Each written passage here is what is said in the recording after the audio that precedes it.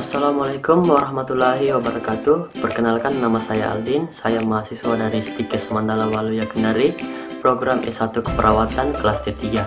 Di sini saya akan memberikan video tentang terapi joint mobilitas sendi, di mana video ini bertujuan untuk memenuhi tugas lab saya, yaitu keperawatan komunitas. Nah, sebelum kita lanjut ke video tentang terapi joint mobilitas sendi, terlebih dahulu saya akan menjelaskan tentang mobilitas sendi itu sendiri. Mobilitas sendi merupakan sebuah teknik yang digunakan untuk mengobati disfungsi sendi, seperti pada saat terjadi keterbatasan gerak sendi, hipomobile sendi yang reversibel atau nyeri. Tujuannya untuk mengembalikan fungsi sendi yang normal tanpa nyeri pada saat melakukan aktivitas gerak sendi. Untuk manfaatnya, yang pertama, mengobati keterbatasan sendi oleh nyeri. Yang kedua, mengurangi nyeri. Yang ketiga, untuk mempertahankan joint play room yang terbatas. Yang keempat, menghasilkan strike atau keregangan pada struktur sendi sehingga terjadi peningkatan joint play. Terapi joint mobilitas sendi ini dilakukan pada pasien yang mengalami keterbatasan gerak sendi karena adanya nyeri pada area sendi, maka dilakukan terapi joint mobilitas sendi. Nah, seperti apa terapi joint mobilitas sendi? Saksikan video berikut ini. Joint mobilitas sendi memiliki 7 gerakan regio mobilisasi untuk meningkatkan mobilitas regio tersebut. Nah, untuk gerakan yang pertama yaitu tibia proximal distension, di mana tujuan dari gerakan ini adalah untuk menilai kualitas dan kuantitas dari joint play atau sendi tersebut, dan juga untuk mengurangi nyeri dan meningkatkan mobilitas joint play atau sendi tersebut. Nah, untuk gerakannya sendiri, pertama, tangan terapis berada di atas engkal, kemudian pergelangan bawah terapis berada di atas engkal, dan lakukan traksi dengan pengaplikasian 1, 2, dan 3 sepanjang longitudinal tibia pasien seperti ini.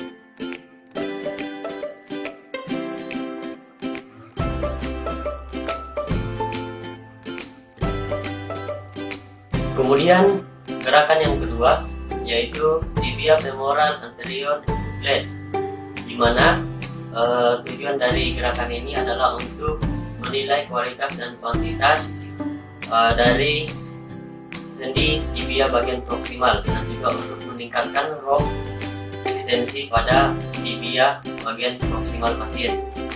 Nah, adapun untuk cara gerakannya sendiri, yang pertama adalah pasien kita baringkan terlentang, kemudian kaki yang akan kita lakukan mobilisasi kita fleksikan sekitar 45 derajat. Nah, kemudian tangan kita atau tangan terapis menggenggam tungkai bawah bagian proksimal dari tibia. Nah, kemudian kita lakukan gerakan grade 2 sampai 3 ke anterior proksimal pasien seperti ini.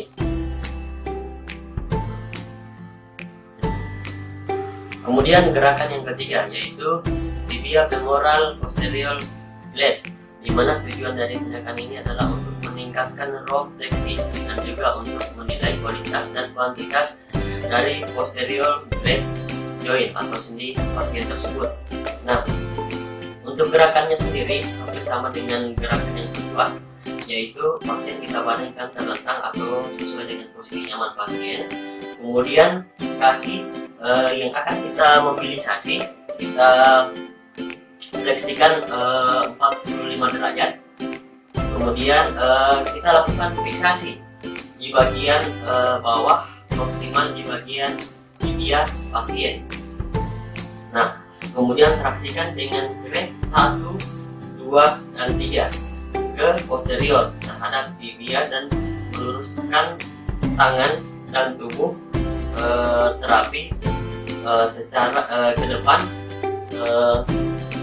sebagai satu kesatuan. seperti ini.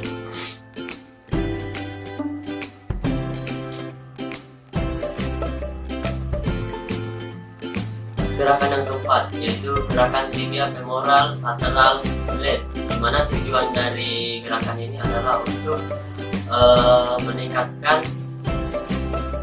meningkatkan drop, fleksi, ekstensi, rotasi, dan juga untuk menilai kualitas dan kuantitas dari lateral glide joint play atau sendi pasien. Nah, untuk gerakannya ini sendiri, pasien baring terlentang, kemudian tangan terapis diletakkan di bagian atas lateral, dan juga di bagian medial dan tibia proksimal. Aplikasikan grade 2 atau 3 ke lateral pada tibia dengan menggunakan tangan dan tubuh Anda secara satu kesatuan seperti ini.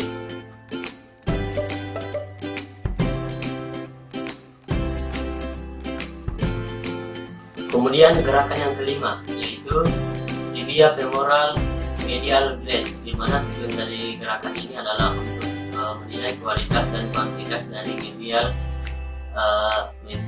medial glide. Nah, untuk gerakannya sendiri, pasien terbaring terlentang, kemudian kaki pasien diletakkan di daerah pinggul psikoterapis, kemudian satu tangan diletakkan di bagian medial, kemudian sedikit di atas dari patella dan di bawah bagian lateral.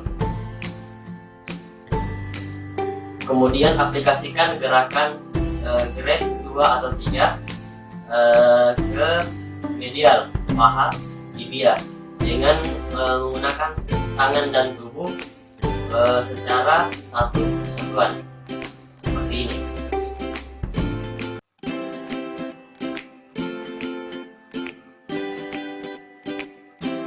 Gerakan yang keenam yaitu patella femoral superior inferior glide. Tujuan dari gerakan ini adalah untuk meningkatkan romfleksi dengan meningkatkan patella distal glide, dan juga untuk menilai kualitas dan kuantitas dari distal glide joint play dari patella. Nah, untuk gerakannya sendiri sama seperti yang tadi, yaitu pasien kita baringkan terlentang, kemudian kita aplikasikan gerakan grade 2 atau 3 ke inferior pada patella. Nah, kemudian tangan kita berada di bagian inferior dengan tubuh kita satu kesatuan. Gerakannya seperti ini.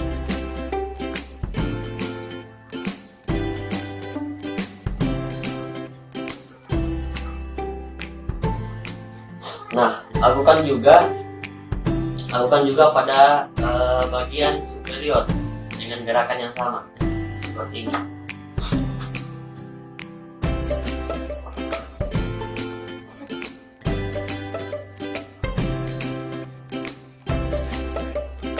Kemudian gerakan yang ketujuh atau gerakan yang terakhir yaitu patella femoral medial lateral glide, di mana tujuan dari gerakan ini adalah untuk meningkatkan pergerakan sendi dengan meningkatkan medial glide pada patella.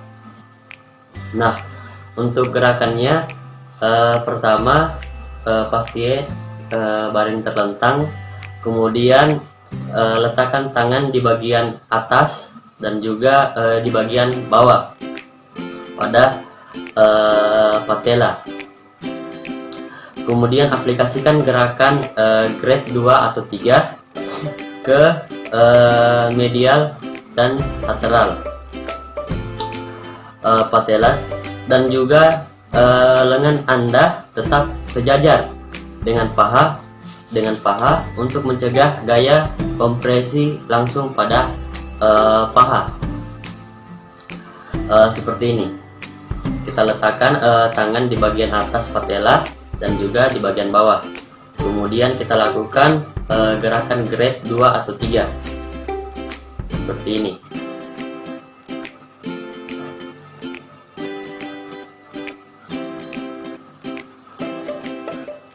Lakukan juga gerakan yang sama pada bagian lateral. Nah, itu tadi video tentang terapi joint mobilitas sendi. Semoga bermanfaat untuk kita semua dan semoga menjadi tambahan ilmu untuk kita bersama, khususnya untuk saya pribadi. Lebih dan kurangnya mohon dimaafkan. Saya tutup dengan ucapan wabillahi taufiq wal hidayah. Wassalamualaikum warahmatullahi wabarakatuh.